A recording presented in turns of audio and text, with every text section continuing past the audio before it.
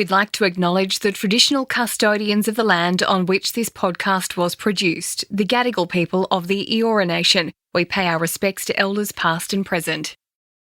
Hi, Ant here. I'm taking a Christmas break and we'll be back with more Head Game stories on the 22nd of January. I thought this would be a great chance to take a look back at some of the amazing stories we heard last year. In this episode, you'll hear from 3 people who thought their lives were heading in one direction and then one day changed it all for them. Firstly, you'll hear from comedian Simon Kennedy, who received a devastating call in 2001. Yeah, so 2001. So I was living with my girlfriend, who is now my wife. I'd gone to bed. It was late, and it was 10ish at night, and I think I'd had a few drinks, so I hit the hay. Then my phone rang, and my wife, she said, answer your phone. I went, I don't want to go to the phone. I'm going to go to sleep. She goes, it's your brother calling. Don't worry about it. And he was calling from London. He lived in London. He didn't ring very often. It was very rare. Maybe on my birthday, that'd be it. But I didn't want to answer the phone, but my wife made me. She made me answer. She said, come on. I picked up the phone and I was pretty drowsy. And he said, hey there, have you been watching the news? I went, no, I've gone to bed. He goes, there's some stuff going on in America. You know, some planes have hit some buildings, and I'm just a bit worried about Mum because she's on holidays over there. Mum had gone on a bit of a retirement trip through the US and Canada and all that sort of thing. So she was over there. I'm always a bit like, oh, God, like seriously, like what are the odds, in a country of 300 million people, you expect that our mum's caught up in something like that. But anyway, is that what went through your head? What are the odds? And you were just like, honestly, logically speaking, I'm like, come on. I'm like, really? I want to go to sleep here. But my wife said, oh, come on, this is serious. I went, yeah, okay. I said, yeah, well, I'd seen my mum a few weeks before, the day before she left, and she handed me her itinerary, which she would always do. She was very prepared. Worst case scenario, she was on top of it all. She had all that going on. So she gave me her itinerary, and it was weird. It was weird because she had a dark sense of humour herself. She gave it to me, and she said, "Oh, what do I do? I don't need this." And she said, "Oh no, yes, just in case the terrorists get me or something." And that was the kind of dark humour she had. I went to the itinerary. I checked out where Mum was supposed to be at that particular time. I told my brother, I said, looks like she's leaving Washington on American Airlines Flight 77. I remember the silence and the moment. He said, I think that's one of them. And then I just went and turned on the TV and we had a look at what was going on, and yeah, they started reporting on Flight 77 having hit the Pentagon, and that started the rest of my life. And it was a long night.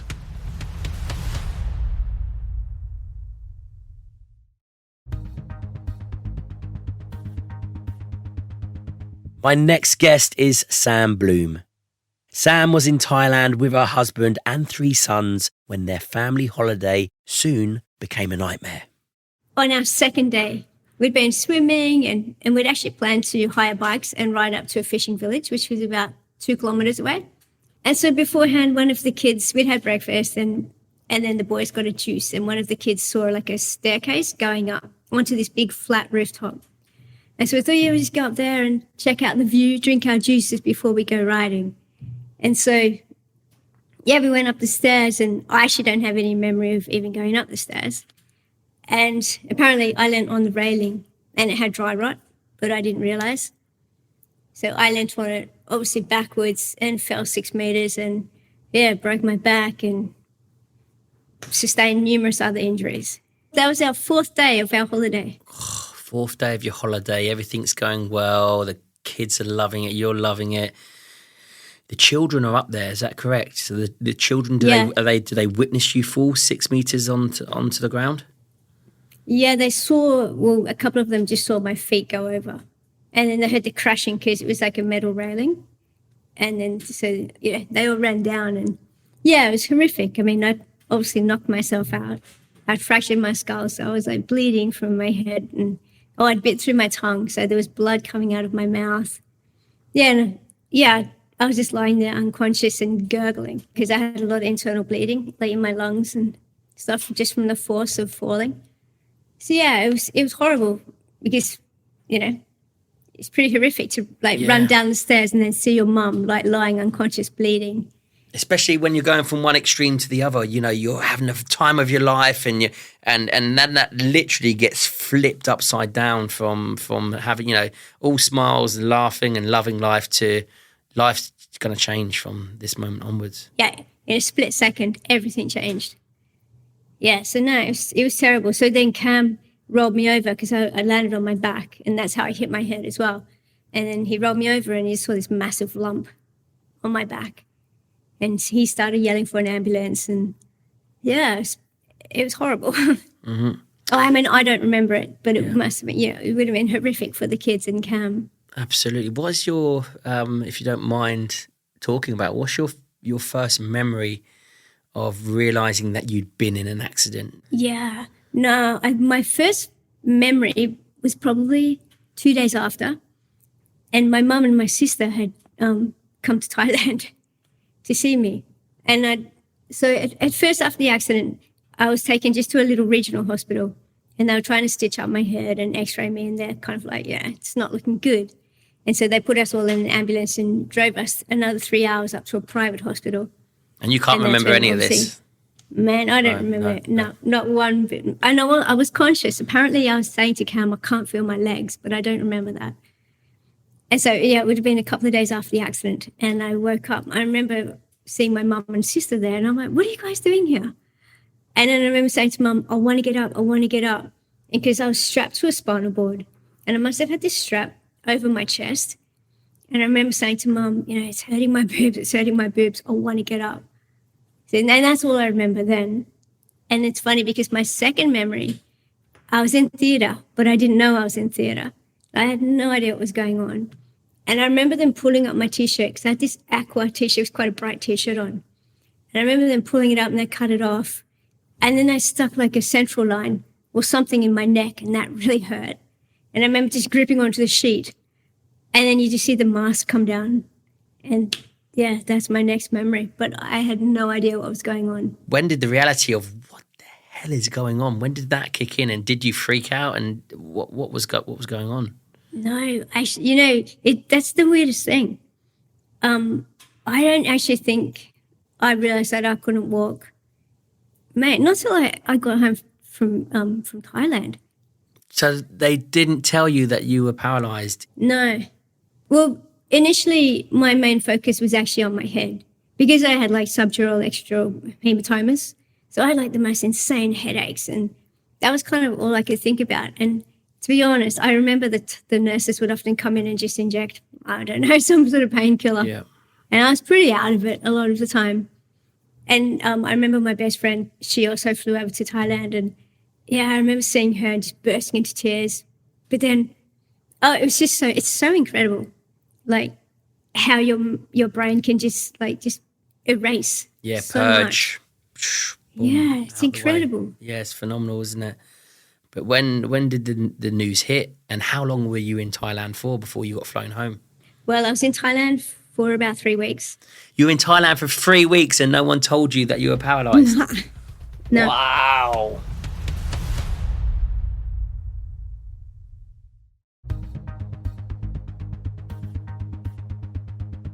My final guest is Nigel Brennan. In 2008, Nigel was working as a photojournalist, along with his colleague Amanda Lindhout. They were hoping to capture the unfolding humanitarian crisis in Somalia. It was a risky trip, and their planned 7-day visit turned into a hellish 462 days in captivity.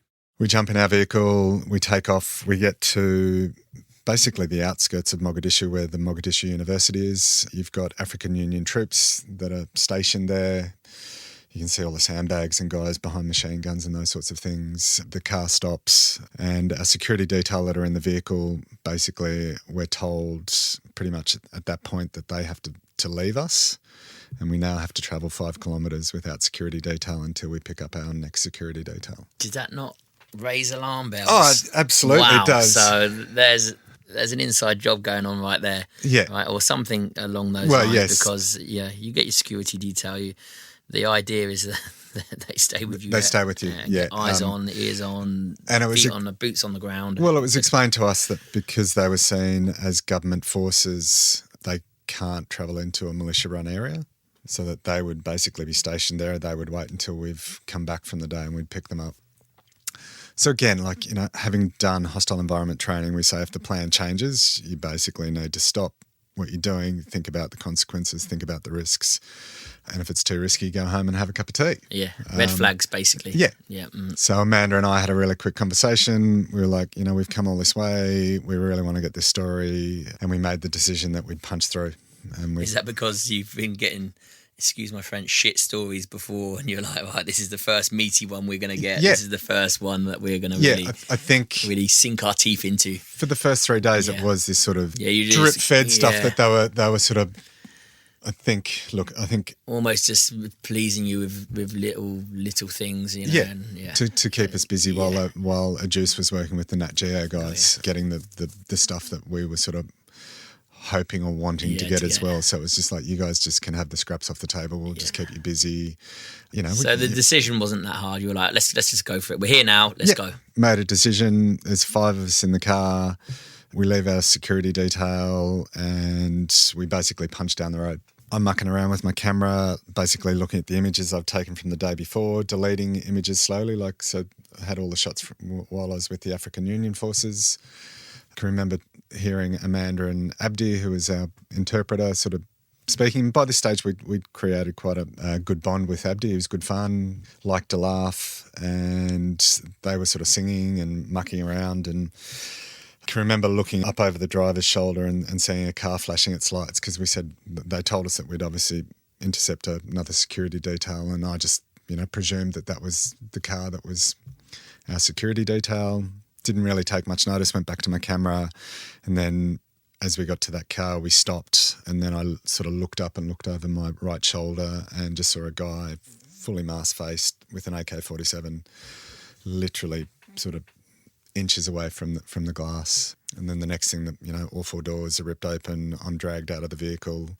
Driver, the guy who's in the front seat with the driver, and then Abdi and Amanda, who are in the back, were all brought around to my side of the car, pushed face down into the dirt, AK-47 at the back of the head. Very quickly, all 5 of us are bundled into the back seat of this Land Cruiser. I've got this really big hostage taker who's now sitting beside us. So there's 6 of us in the back seat. I've got Amanda on my lap. 2 guys jump in the front. One's got a pistol pointing back, and then 2 young guys, again mask face, at the back, who are pointing AK-47s at the back of our heads. If you'd like to hear the full interviews with Simon Kennedy, Nigel Brennan and Sam Bloom, I'll link them in the show notes. I hope you enjoyed this episode. I'll be back on the 22nd of January with more great stories. In the meantime, take care, and I'll see you in the next episode.